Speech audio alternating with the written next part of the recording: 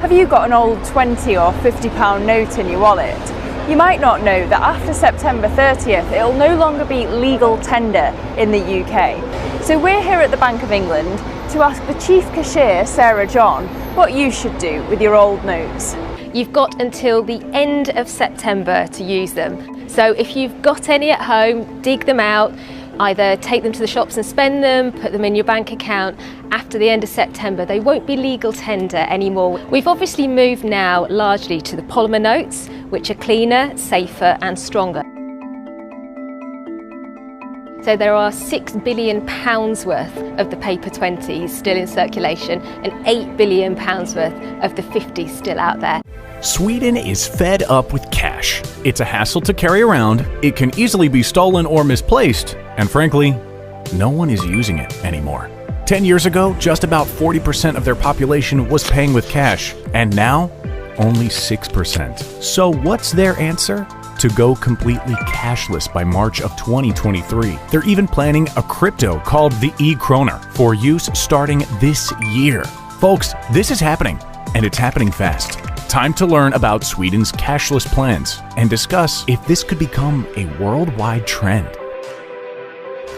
At first glance, it may seem like Sweden is out of its mind. After all, in the United States, people are still using cash pretty gosh darn frequently. One study from the Pew Research Center found that 70% of Americans still use cash for their purchases on a weekly basis. But hop across the Atlantic to the Nordic North and you'll find a much different story. Sweden's usage of cash has dropped to a record low, and it continues to drop each year, all the way down to just 6%. Cards are being used for 58% of all payments, according to the Swedish Central Bank. And they also have revealed that 80% of the population currently carry plastic. The widespread use of cards over cash has even led to the majority of Swedish banks to stop letting customers withdraw or deposit cash at all. Branches have been steadily closing, and if for some reason a customer does need cash, their only choice is to head over to an ATM. Honestly, maybe the US should take some notes from Sweden. There will also be way less tax avoidance in a society with an entirely digital currency.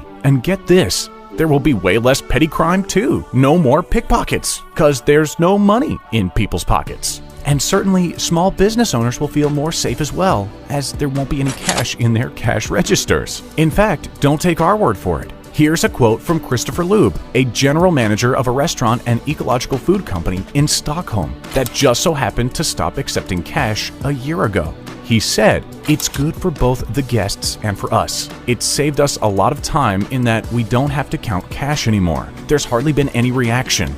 Almost everybody has the alternative payment method, a credit card." But there certainly are some downsides to this move as well, and we got them for you right here. Cons to a cashless society include the struggle that many retirees, people with disabilities, and newly arrived refugees will face. These demographics aren't always as familiar with new technology, and imagine being new to the country and not being able to access a digital wallet.